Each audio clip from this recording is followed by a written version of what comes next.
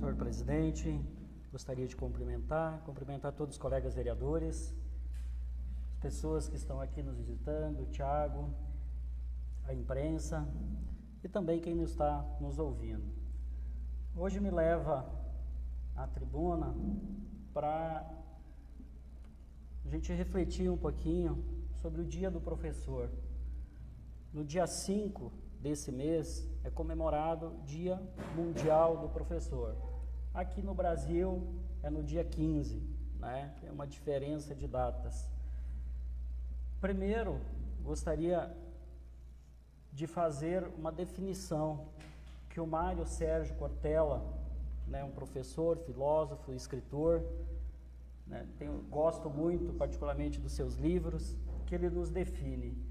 Ele diz que o professor é aquele que partilha o saber, que procura o que não sabe, pratica o que ensina, pergunta o que ignora e vai em busca daquilo que é a capacidade de não excluir. Assim ele define o professor.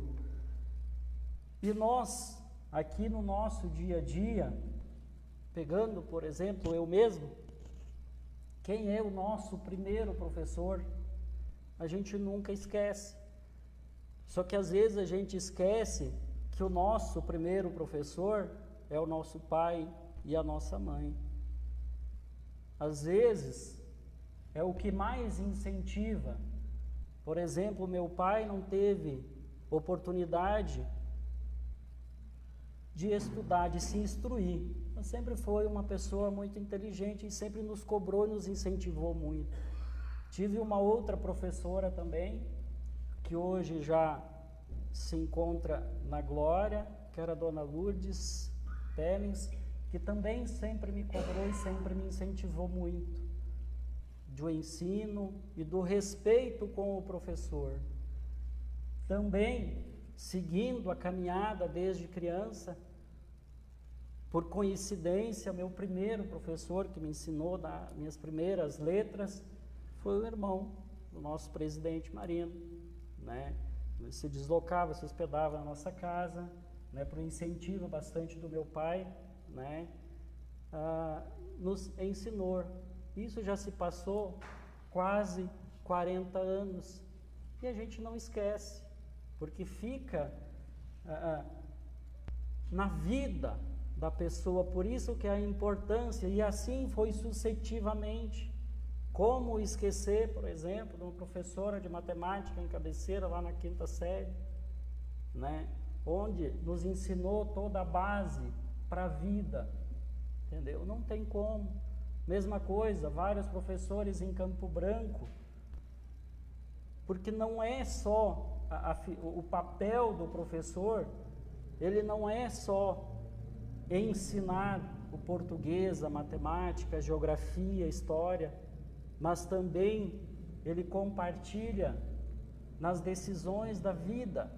A partir do momento que a criança leva o seu professor como exemplo, pode ter certeza que ele está sendo direcionado para um bom caminho. E eu tive esse privilégio em todas as etapas da minha vida. Do 2º grau, a mesma coisa, que é uma coisa que eu defendo muito, é o turno integral nas escolas. Eu tive esse privilégio. Eu sei da diferença que faz, na mudança que faz, na qualidade de ensino diferente, muda, transforma a vida de muitas pessoas. Esse é o caminho.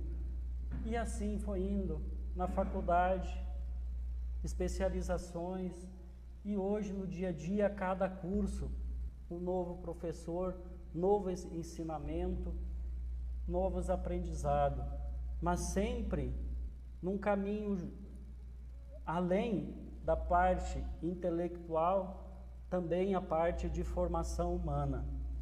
O professor hoje, às vezes eu vejo assim com bastante tristeza, aonde se fecha algumas escolas no interior, às vezes por realmente não ter mais aluno, mas se perde uma liderança, se perde às vezes um ministro da igreja, se perde um catequista, se perde um líder na comunidade. Cabeceira, nós sempre tivemos grandes professores, mas sempre esses professores envolvidos com a comunidade, sempre trabalhando para a comunidade, sempre sendo referência para a comunidade. E assim também é em outras comunidades, apenas citei a minha comunidade como referência,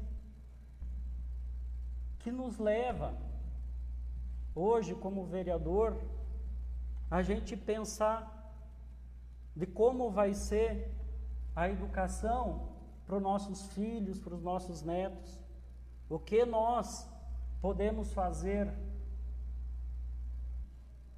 Eu sempre gosto de citar referências, da onde eu pego. Alex Berner, ele é um professor inglês, né, deu aula em Londres. Um determinado momento, ele saiu, passou mais de 20 países para pesquisar.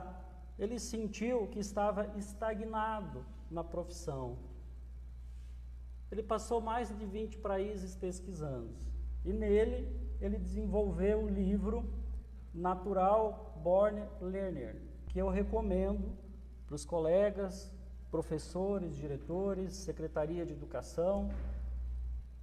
É um livro muito bom, que ele traz em sua essência o que ele procurou, conversando e pesquisando nesses países, do que a criança realmente precisava, né, para enfrentar agora no século XXI, que a gente tem que concordar que é outra mentalidade, são novas tecnologias, é um outro momento. Às vezes a gente não pode ficar preso ao passado. Esse livro, ele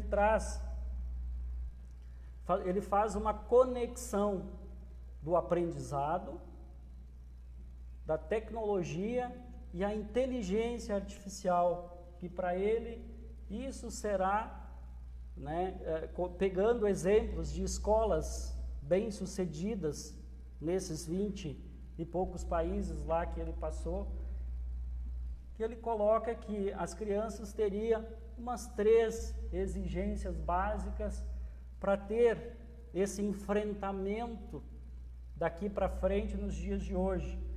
Que o primeiro é aprender a pensar. A primeira coisa que nossas crianças, nossos filhos, nossos netos precisam, aprender a pensar. A segunda, item mais importante, segundo o escritor, pesquisador, é aprender a agir. Primeiro pensar, segundo agir. Agir, mas sobretudo como ser criativo, ter criatividade para resolver os problemas que estão ali. Às vezes um problema do meio ambiente, são nossas crianças que vão ter essas alternativas e ter que resolver esses problemas.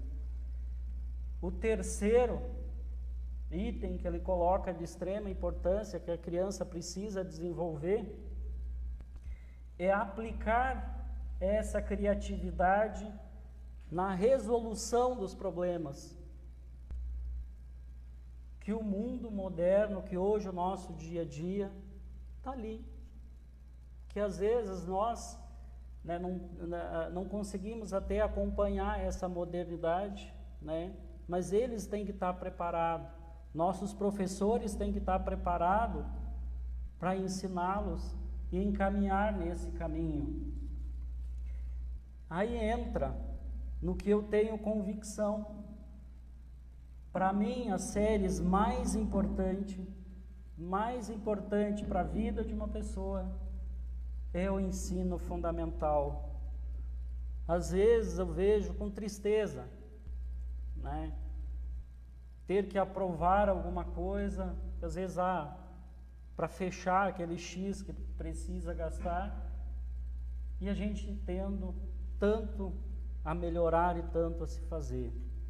O que ele, Alex, eu estou citando toda essa referência do livro dele, porque eu achei extrema importância e é atual para nós, tá?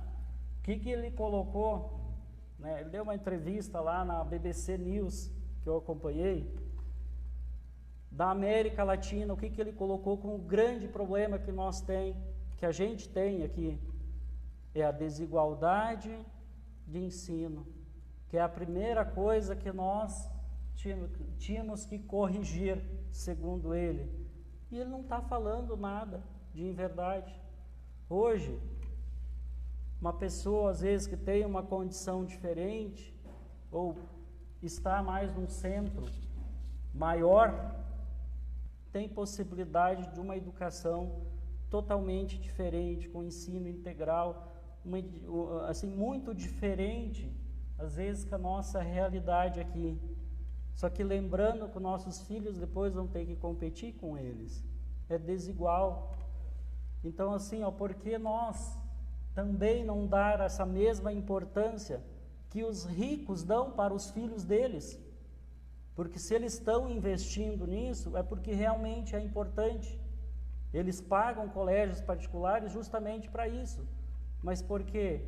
Porque eles acreditam que isso, a educação faz a diferença, e desde o ensino fundamental, desde a creche, segundo ele, na Finlândia,